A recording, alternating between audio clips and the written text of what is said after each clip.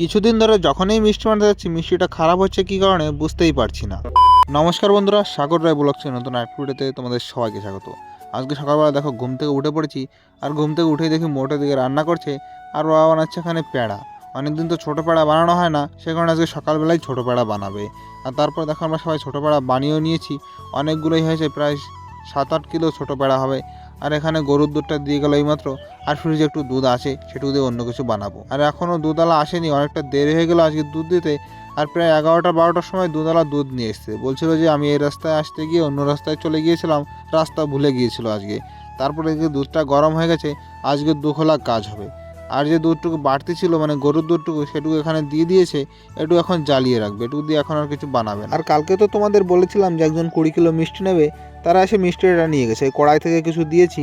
আর এদিকে আমি এখন দুধটা নাড়াচ্ছি, বাবা নাড়াচ্ছিল, তা বাবা এখন ঘরে গেল আর আমি দুধ নাড়াচ্ছি। আর এদিকে দুধটা প্রায় ঠান্ডা হয়ে এসছে, আর এখন ছানাটাও কেটে নেব।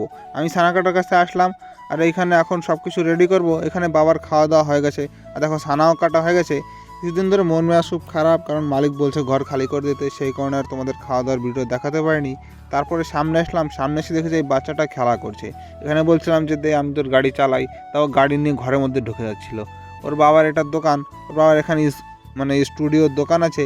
আর এই দুধ দিয়ে ভাবছিলাম যে কিছু বানাবো না, তারপর দেখলাম যে রোল বরফি নেই, অনেকদিন তো রোল বরফি বানানো হয় না, তাই রোল বরফিটা বানিয়ে নিলাম। গরুর দুধ দিয়ে হালকা একটু চিনির পরিমাণ বেশি হয়ে গেছে, তাতে কোনো সমস্যা হবে না। যখন এর মধ্যে সেন্ট দেওয়া হবে তখন কোনো রকমই মনে হবে না। আর আজ একটু নরম নরম হয়ে গেছে, সেই কারণে দেখো রোল বরফিগুলো একটু বেকাতাড়া হয়ে গেছে। আর কিছু ফিঙ্গার বরফি সেগুলোও পাতিয়ে নিচে ওই ফ্রিজের উপর রাখা আছে। আর বাবা এদিকে বানাচ্ছিল লাড্ডু। লাড্ডু তো আজকে আর বানানো হয়নি, সেই কারণে দুপুরবেলায় বানাতে হচ্ছে। এখন আমি যাবো একটু ঘুমাতে, কারণ আমার এতটাই ঘুম আসছিল যে আমি ভালো করে দাঁড়াতেও পারছিলাম না। সেই কারণে ঘরের মধ্যে আসলাম, আমি একটু ঘুমাবো। আর একদম মোটো দেখো কি একটা আঙুল ফল মাখিয়েছে কি মশলা দিয়ে, তাই মোটা আমাকে বলছিল খাও, তাই আমি বললাম যে না খাবো না, তাও একা একা খেলো।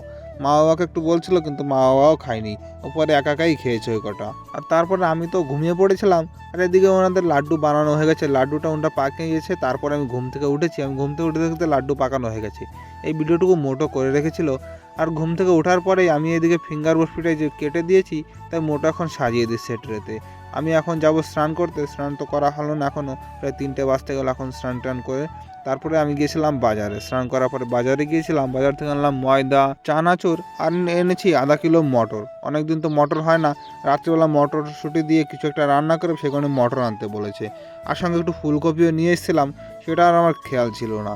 আর এদিকে আজকে 3 খোলা কাজ হবে আমাদের, সেই জন্য এখানে 1 কড়াই রস বানালে হয়ে যাবে, বড় কড়াই তো, 1 কড়াই রস বানালে হয়ে যাবে। তারপরে আমি প্রথমটা ফেটে বসে পড়েছি, ঠাকুর ঠাকুর বলে যেন মিষ্টিটা আজকে ভালো হয়। অনেকদিন ধরে মিষ্টিটা একদমই খারাপ হচ্ছে, কেন যে খারাপ হচ্ছে সেটা বুঝতেও পারছি না। আর দেখো প্রথমটা ছাড়ার পরে প্রথম মিষ্টিটা একদমই ভালো হয়নি, অনেকটা বেশি বেশি বড় হয়ে গিয়েছিলো, আর একটুই ভেঙে যেত মিষ্টিটা। খুব আরামসে খুব ধ্যান দিয়ে বানাতে হয়েছে, সে কারণে খুব কষ্ট হয়। আর এই মিষ্টিটা ভালো না হলে মন মেজাজ একদমই ভালো থাকে না। উপর থেকে তো মালিকরা বলছে যে ঘর খালি করে দাও, অনেকটাই টেনশন। তারপরে আমাদের সব কাজই হয়ে গেছে। আর লাস্টের খোলায় যে গোল বানিয়েছি, একজন বলেছে গোলটা একটু ছোট ছোট বানিয়েছি, সেই কারণে একটু ভালো হয়েছে। আর দ্বিতীয় খোলা একটু ভালো হয়েছিল, কিন্তু ফার্স্টেরটাই একদমই বিশ্রী হয়েছে। আর মিষ্টি বানানোর পরে অনেকটা সময় বসেছিলাম। আর আজকে আমাদের রান্না হয়েছে দেখো ফুলকপি, আলু আর মটর দিয়ে নিরামিষ। আর মোটো এখানে এই ভাত কটা খাবে আর একটা রুটি খাবে। নিরামিষ আমার আর আমার মোটোর একজনেরই ভালো লাগে না, আর আমরা খেতে বসে পড়েছি। বন্ধুরা ভিডিও কেমন লাগলো অবশ্যই কমেন্টস করে জানিও। আর আজকের ভিডিও এখানেই শেষ করছি, দেখা হচ্ছে পরের ভিডিওতে। ততক্ষণ ভালো থাকো, সুস্থ থাকো, আর আমার চ্যানেলটি সাবস্ক্রাইব করার পাশে থাকো।